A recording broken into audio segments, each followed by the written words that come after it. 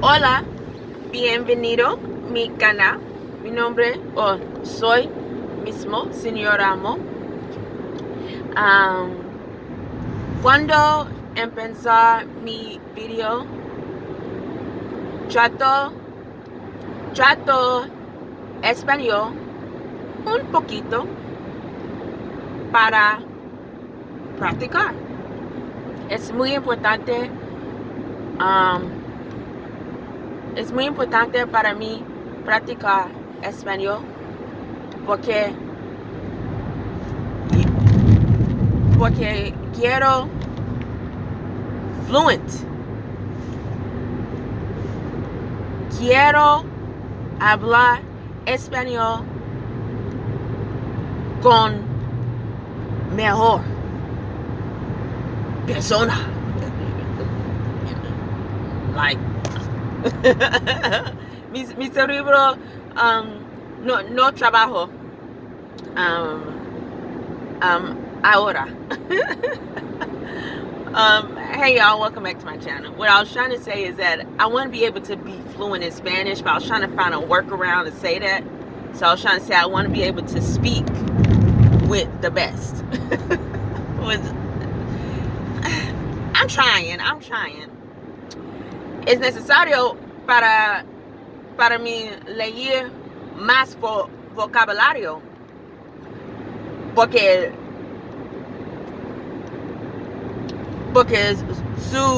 su amiga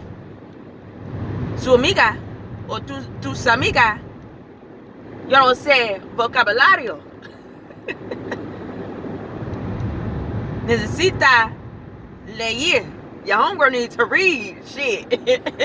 I need to read some more shit because I don't know no fucking words. Ooh, what is this? But yes, welcome back to my channel. As you all know, I'm trying to learn Spanish, become fluent, and just, get my freedom. Do whatever the fuck I want to do.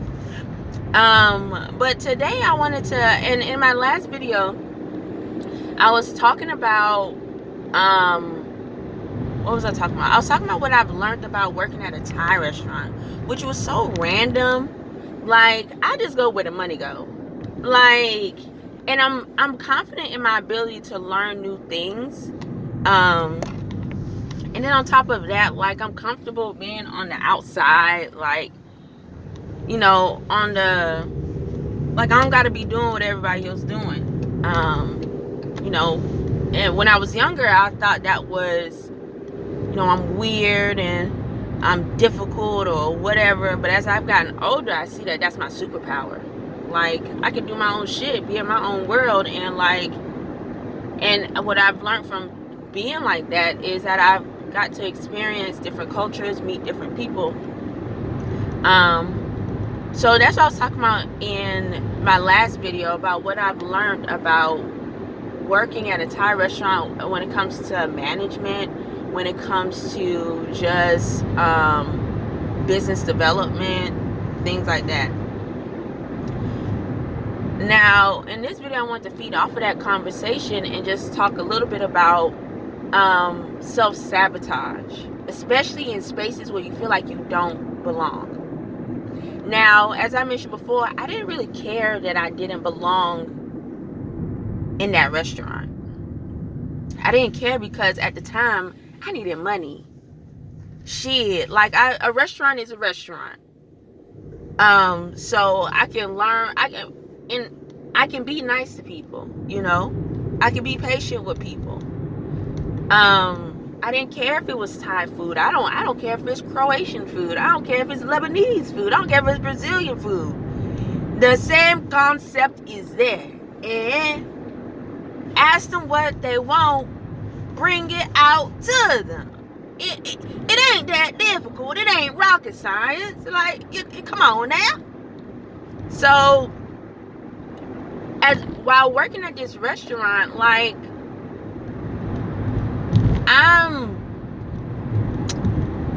I felt a little funny being there, only because I didn't want to go back to the restaurant industry at the time. But at the same time, I didn't care too much about being there because it's like, this is a skill set that I've learned over the years, so I don't mind applying it in a different, in a somewhat different environment. And by working there, I'm the only black person. I don't care. I don't care. Because as you all have, if you have seen previous videos, I work for one of the largest social justice black organizations in the U.S. or whatever. And they were full of shit. And then after I worked there, I worked for a popular, I don't even know if it's black owned, but a popular DC franchise called Busboys and Poets. And the feeling that I was getting from working there, at first I was like, man, this is such a cool restaurant. I mean, like, the way that I put Busboys and Poets at the top of my, like, this place is a fucking vibe, man. But while working there, I'm like, this feels a little exploitive. Like, we're exploiting Langston Hughes. We're taking all the fun aspects of what it means to be an artist and we're using it for profit. I don't know. It's mixed feelings because it's like people are learning about Langston Hughes, learning about his history, but at the same time, it's like, I don't know. It just felt weird. So I wouldn't necessarily say that I was over being around black people, but I was over the concept of being around black people in the sense of it's a safe space. Because those spaces with these two major organizations, and the other place I used to work at is called Color of Change. These two major organizations, they didn't feel safe, even though I was surrounded by blackness or the concept of American blackness. But I didn't feel safe around them. So I'm like, shit, if I don't feel safe around them, I might as well do whatever the fuck I want to do and go into any space that I want to go into. Now, I'm from the South, so I ain't about to go into no, like, predominantly white space or nothing like that. Like, you know what? I'll say this. I'm going to go wherever I feel comfortable. Whatever that ethnicity or that culture is, it is what it is. I'm just going to go there. And so I go to this restaurant and I'm the only black person there. And I didn't ever really think anything of it because I'm like, it's just a restaurant. Like, why everybody so surprised to see me? But at the same time, I was like, okay, I can see a little, like, why are you here? And some people have even asked me that, like, how did you get this job? Why are you here? And I'm like, oh, I applied. What the fuck? And I'm good at what I do. Can I be better? Of course. We can always improve our craft. But I'm good at what I do. So the owner didn't fire me. So here I stand before you, about to take your order. What the fuck do you want? But so I am in this space, and I'm the only black person there. I work with Hispanic people. They mainly work in the back of the house. And like they're cooking and doing all this stuff. Holding the bitch down, to be honest with you. The girls being honest with you. The Hispanic people are holding that bitch down. But so I work with Hispanic people and I work with Thai people.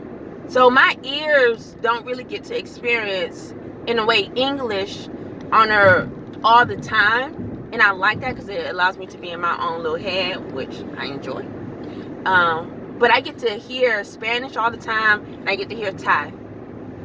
As y'all know, I'm practicar mi español, so I can pick up what they putting down a little bit. With the Thai, I can't. That wasn't a language of focus for me, so and it only became a slight focus area for me when I started working there. But prior to that, I was not interested in learning Thai. And so I hear Thai and I hear Spanish. And I'm picking up a little bit of Thai because when they be having conversations, their mannerisms And they be saying stuff like ka, ka, ka, or kai, or ka. I don't know. I'm country. And like, I ain't saying I'm country. Maybe I'm country. I'm country. I'm a little ghetto. So sometimes when I be saying stuff to them, they be like, what you trying to say? But I can pick up, I feel like ka means like yeah, or yes, like okay, like I feel you, something like that. Like, okay, I hear what you're saying. I'm putting down what you picking up, basically. And so, but I'm learning I'm hearing these different languages, and I'm like, man, the guests are looking at me a little funny in the sense of like, why are you here? Like, how did you get this job? And like some guests even ask me like, oh, do you speak Thai? I'm like, no. Even though I do know a little bit of words, I'm like, no, I don't speak Thai. And so I get those type of interactions. And then when I go, I interact with my coworkers, and like they're speaking Spanish, and I can understand that a little bit. And the Thai people are speaking Thai, and I can't understand it at all, basically. I'm like, man, it would be nice of me not only being the only black person in here, but to be that connector. Like, my profit up the roof. Like, if I could speak Spanish and speak Thai and be that bridge between the kitchen and the front of the house, man, shit. You ain't gonna be able to tell your homegirl nothing. And when I had that thought, my first immediate thought afterwards was, I don't know if you should do that. Because, now they're not gonna be able to have their own little world anymore, where they could probably talk about me in Thai, and then the Hispanic people can talk about me like la negra. But I'm like, girl, you really about to self-sabotage yourself? Because one, you have customers that make you feel as if you don't belong in that space. My coworkers are really nice, so they don't make me feel like I don't belong there. But you can see, not only see, but you can experience that I don't belong there because I don't know the language. And so I'm asking myself, like, you're really about to not better yourself? Oh, what time is it?